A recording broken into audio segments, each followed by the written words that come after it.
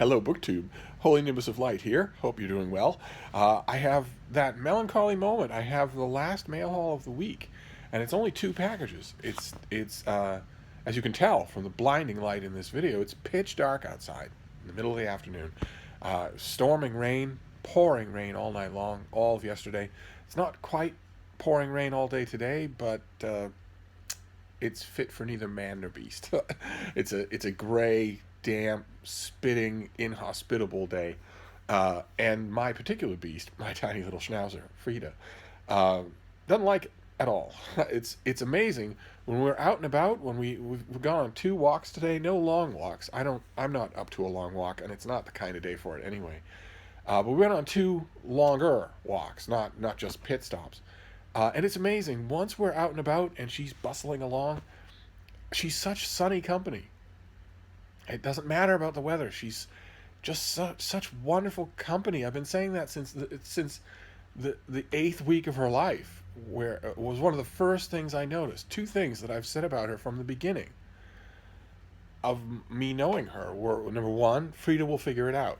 No matter what it is, no matter what change or new development happens, she'll figure it out. I won't need to help her the way I had to do. I had a pointer for 16 years before this, and my beautiful Malin Moore was very smart, but new things threw her for a loop, and she was also nervous, so they could make her frightened if I didn't acclimate her. If I wasn't right there, then not only would she not understand the new thing, but she would allow herself to become just reflexively frightened about it, and then there was no way to get rid of that. That would be a new thing that she was terrified of. And of course, I was never tempted at any moment in 15 and a half years, not once, not ever, was I tempted to say about my little basset hound Lucy, Lucy will figure it out. Lucy in her entire life never figured out anything. Nothing. But for Frida's whole life, I have thought, Frida will figure it out. And the second thing that I've noticed, and that other people have noticed who spent time with her, is that she's wonderful company. She's chatty, bustly, interested company. She's not hyper dependent, but neither is she hyper indifferent. It's just wonderful. So when we're on walks, once we've screwed up our courage to go outside and walk around on damp sidewalks with damp leaves and low clouds and cold winds, once we're doing it, it's wonderful. She's wonderful company, but she doesn't particularly like getting her courage up to do that. She doesn't like mornings at all. I have a feeling that in a couple more years, she will not only not like mornings, but will actually be grumpy in the morning. I can almost see the beginning of that, where she's not just doesn't like getting up, but doesn't like anything connected with the morning. And she's perfectly willing to start stepping things down and getting ready to settle down for the evening as soon as the sun sets. So she's been wonderful company all day, but it's still been a fairly dim and depressing day, and it hasn't made me feel any better. I was hoping that I was on the upswing, and I am gradually on the upswing from this incredibly boring illness, this weird congestion that I simply cannot shake. And so I confess, kind of hoping that the last mail haul of the day would be big. But after that bonanza yesterday, I'm not sure that I can complain. So we have two packages to look at here, and we'll go through them and see all that can be seen. The worst possible scenario here would be if both of these are 2020 books. I can read about them, I can tell you about them, but I'm not going to engage with them in any way. So let's see what we have here. Here's the first one. Okay, this is an early November book. It's a novel. It's by Liska Jacobs, and it's called The Worst Kind of Want. The Worst Kind of Want. Have we seen this before? I don't think we have. What have we got here? Okay, the whole front of the pub sheet is blurbs,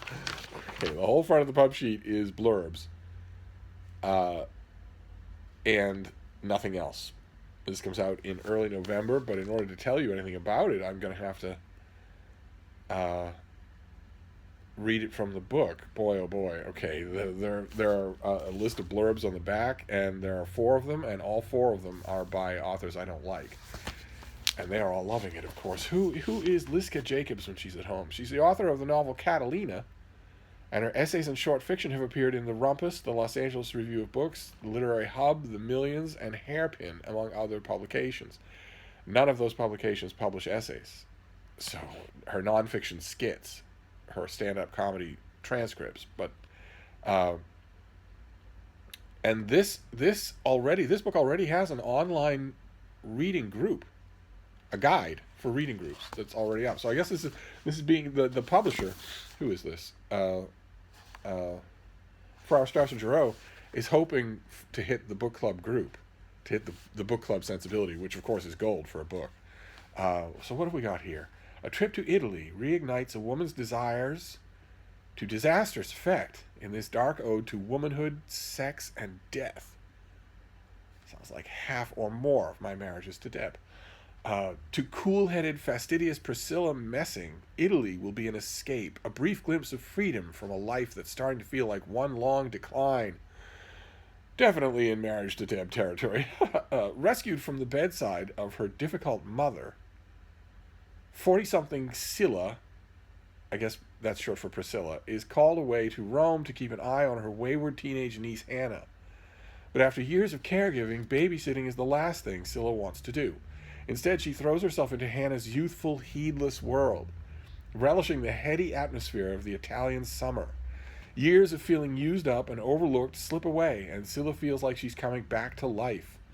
But being so close to Hannah brings up complicated memories, making Scylla restless and increasingly reckless, and a dangerous flirtation with a teenage boy threatens to send her into a tailspin.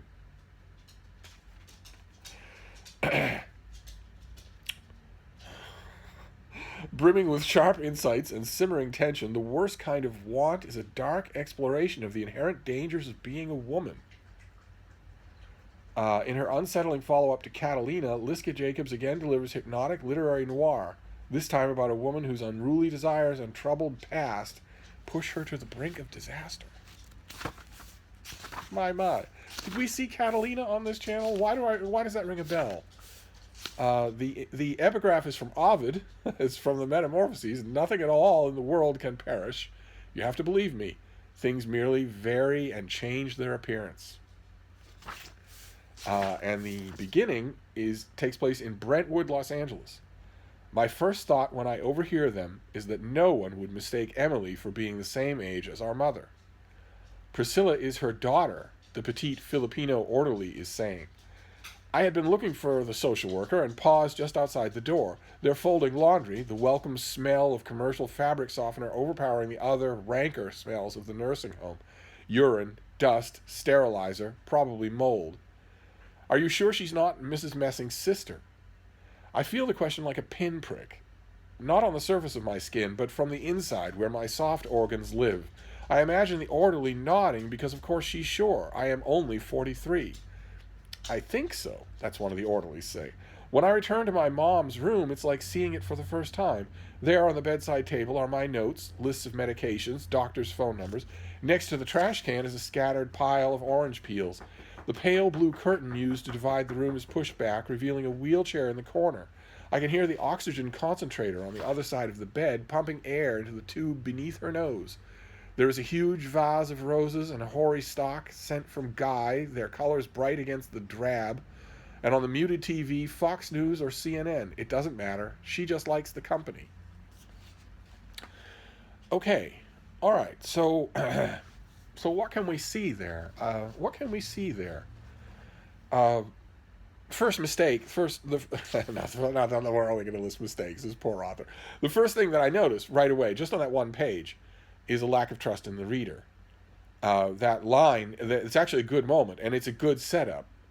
They're folding laundry, the welcome smell of commercial fabric softener overpowering the other, ranker smells of the nursing home. And then she lists the smells. Don't do that. You've drawn a contrast, and you've made a very good observation about the overpowering smell of laundry detergent. Leave it at that. Let your reader figure out what those smells are. And also the moment... the moment she's listening to these two orderlies, and they are speculating on whether or not she's her own mother's sister. It seems to me that that moment goes too quick. That's that's a good moment. That's a very good, rich moment, and it doesn't seem to me like Priscilla thinks enough about it. And what she does think doesn't make any sense. I feel the question like a pinprick, not on the surface of my skin, but from inside, where my soft organs live. Well, you don't get pinpricks inside where your soft organs live. Of course, you get something else. And it seems to me like the author could have spent the extra minute to figure out what that is, to figure out a way to say it that doesn't just, okay, the original thought I had for what hearing two middle-aged women speculate about whether or not I'm my own mother's age, the original thought, the original reaction I had to hearing that was a pinprick. Okay, I, the author, have thought, okay, a pinprick. Oh, but then again, no, I want to describe it as an internal thing. But I'm not going to give up pinprick. Well, you kind of have to. You know, you have to choose one way or another. But I do like the moment. This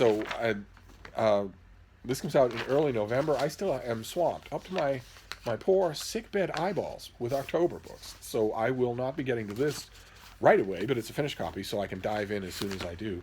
I'm still, some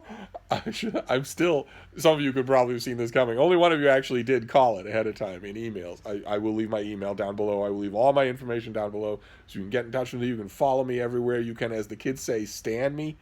And you can also finance me to save me from full-time work at the box factory.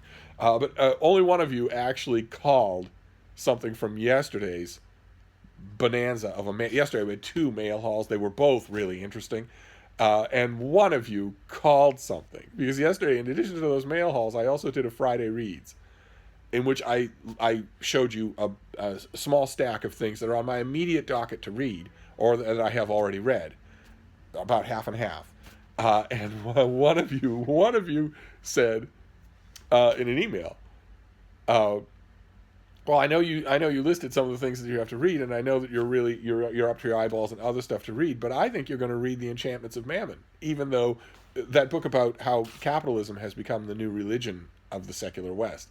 And I emailed back and said, well, I made it clear in the video that I'm going to just trust David Murphy. I'm going to send that book to David Murphy. So why would I even bother to read it when 9/10 of it is going to go over my head? And the person wrote back, you know who you are. I don't know how you got to know me so well. I suppose I do, right? 3,000 videos is probably enough to get anybody to know me well enough if you're paying an unhealthy amount of attention. But this was an observation that was something I would expect from Deb or Sam. It wasn't. It was shocking to think I'm this transparent. This person wrote back and said, I know, you don't know much about the subject, and I don't think you probably care much about the subject, but it's a big fat book from the Belknap Press of Harvard University Press, so you're going to read it. And they were right. That person was so right. I have been grappling mostly with that book. I read it, and I have to say, I really enjoyed it. I don't know how much of it went over my head, but I really liked what I read. I don't think I agreed with most of the stuff that I understood. I didn't agree with, but nevertheless, the worst kind of want is definitely on my list. Oh boy, I've spent an enormous amount of time in Italy, including in the big three nodules of tourist hordes: Rome, Florence, and especially Venice. I have spent an enormous amount of time in those places, stretches of time where I didn't find a pensione, I didn't find, God forbid, a hotel room or a hostel of any kind, where I would find instead a landlady and say, do you have a room? Do you know somebody who does? Does a friend of yours have a room? I'm looking for a place, and I don't want any drama. I don't want any trouble. I don't want any kind of nonsense. I just want a place to stay. And if you're speaking Italian without an accent, and you are dressed like a normal person instead of like an American freak show, you'd be amazed. Maybe it isn't true anymore, but a million years ago when I did it, you'd be amazed at the reaction that you would get from things like that, especially if the landlady in question has one of those gnarly little Italian house dogs. I don't even know what. They don't have a breed, but they're everywhere. and they don't like anybody. They're just these gnarly little things, not an ounce of fat on them, totally devoted to their mistresses. And if you may, in addition to speaking Italian without an American accent and dressing like an Italian, if you make that dog turn into a puddle of affection, and you're chucking them under the chin and you're saying, well, aren't you a handsome fellow? You'd be amazed the response you get from these women. All know each other in certain neighborhoods, even of the big three. They all know each other, and they all know if there's a room somewhere, and they want nothing more than even a short-term tenant who is quiet and respectful. They want nothing more than that. I don't think there was ever a time when I did that in any Italian, especially the little towns. Oh my God! But even the big towns, the big cities, I don't think there was ever a time when I did that where I had to wait more than, I would say, 2 days before my new landlady started violently vilifying the food in the food stalls and in the square, and started insisting on making me my meals. I don't think I ever had to wait more than 2 days before that started to happen. And in all of the big three places, in Florence, in Rome, and especially in Venice, I would be sitting there, hat pulled down over my eyes for the sun, dogs around my ankles, at outdoor cafe or whatever, and I would be seeing, especially in tourist season, but there is no such thing as non-tourist season when you're in one of those big three places. I would see people who were coming to Italy to change their lives. You could tell it. You could smell it off them. They'd come to Italy and staked everything on changing their lives. They'd seen Summertime with Katharine Hepburn one too many times. Or maybe once is all it takes. Because at the beginning, I don't know how many of you know that movie, it's absolutely beautiful. Just a gorgeous, wonderful movie. And at the very beginning of it, our heroine, Katharine Hepburn, is a buttoned-up American who is heading for a big trip to Italy. And when the idea is just floated, just temporarily, very tentatively floated, that maybe it won't change her life, that maybe the trip won't change her life, she's outraged, just horrified. Well, no, it's just got to. And that comes from life. That's David Lean drawing from life, because Americans do think that way. And I lost count of how many Americans I would see, and where you could see it. You could see that so much was riding on this. And I wanted to say something always. I never did, of course. But there were. I don't know if any of you have ever felt this way, but it can be an incredibly relaxing experience to spend a long amount of time in a place where you don't ever speak your own language. And I tried never to break that spell. I tried never to do that. I wouldn't have approached strangers anyway. They're never grateful for it, especially when you're telling them the truth they don't want to hear. But ideally, what I would have wanted to say is, you're wasting all of this gorgeous stuff, all of these wonderful people, all this incredible food. You're wasting all of it. If you're putting this much weight on what this trip is going to do for an obviously corroded relationship, you're not even going to remember this. And why bother to do that when you could have it out on a porch back home in Michigan? Anyway, it's a very long digression to say that there's a lot of this that I look forward to. It's just fiction. Anyway, let's move on. Let's move on to this next one. I'm going to get razzed so bad. I can tell already I'm going to get razzed so bad by some of you who are going to say, only Steve could take a 30-minute video for 2 books.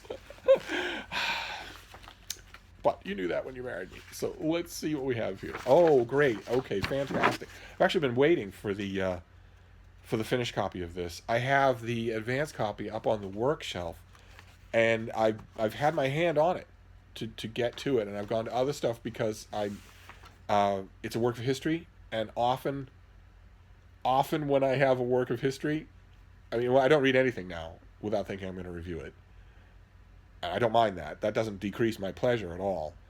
But if it's a work of history, if it's a work of detailed nonfiction history or biography, oftentimes I will just hold off reading it until I get the finished copy, because the finished copy has the full index, it has the full notes and appendices, critical apparatus, footnotes, the acknowledgments even. The finished copy has everything that you're going to need to write a review, and the advanced copy often doesn't have it, so I will go to other stuff instead. So I have resisted reading this, but now that I have this, I will get right to it. Oh, and its on sale date is October 8th. So it is late getting to me. This is from the aforementioned Belknap Press of Harvard University Press. This is Stalin and the Fate of Europe, the post-war struggle for sovereignty. And the pub sheet begins with a question. Was the division of Europe after World War II inevitable? Norman Naimark provides readers with a powerful reassessment of the post-war order in Europe and suggests that Joseph Stalin was far more open to a settlement on the continent than we have thought. Him being open to a settlement being one of the ways that Europe need not have been divided. Another one of the ways that Europe need not have been divided will be familiar to those of you who are familiar with the movie Patton, where the American general wanted to fight the Russians. Now that we're done with the Nazis, let's fight the Russians. They're just as bad or worse, and they're right here, and you've got the army right here.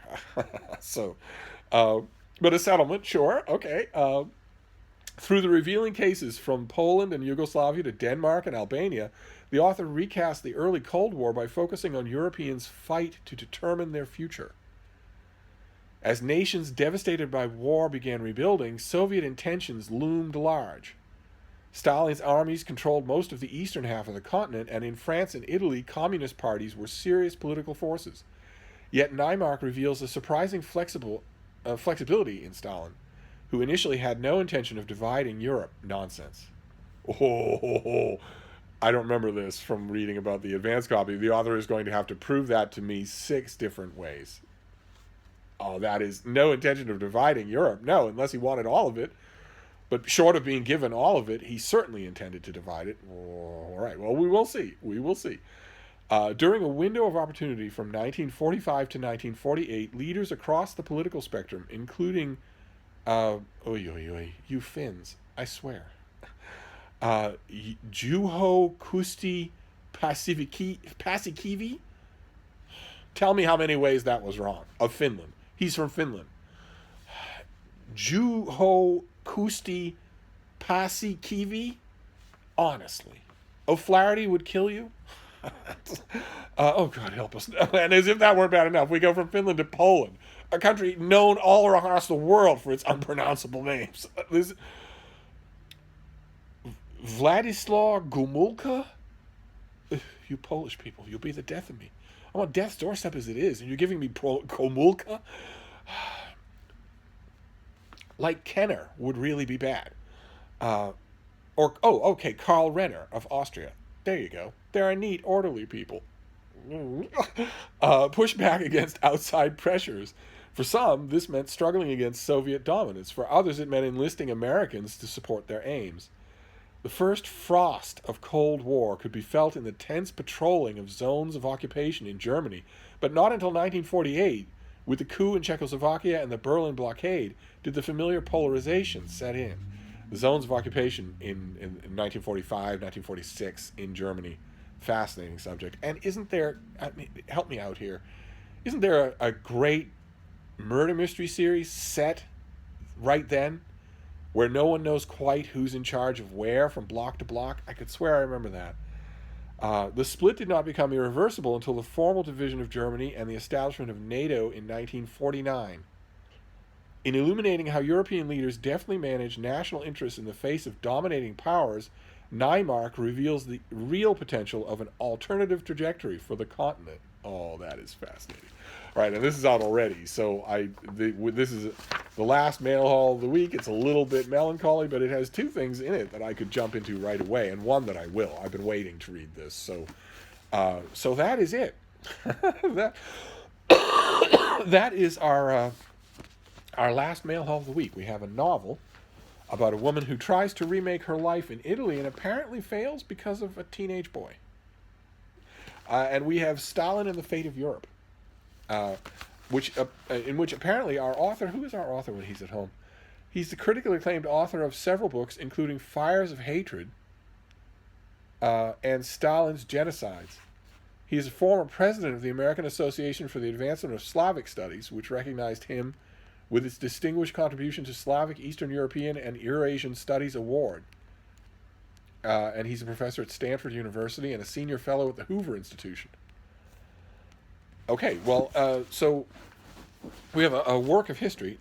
I can't help but think it could be a lot longer, but I'll take it. And a novel. So that is our last mail haul of the week. I know that I say this every week, but I honestly don't think there'll be anything else today. It is just a miserable day. If I were any kind of mail carrier, I would call it a day. So I'm going to wrap this up for now, but I'll be back.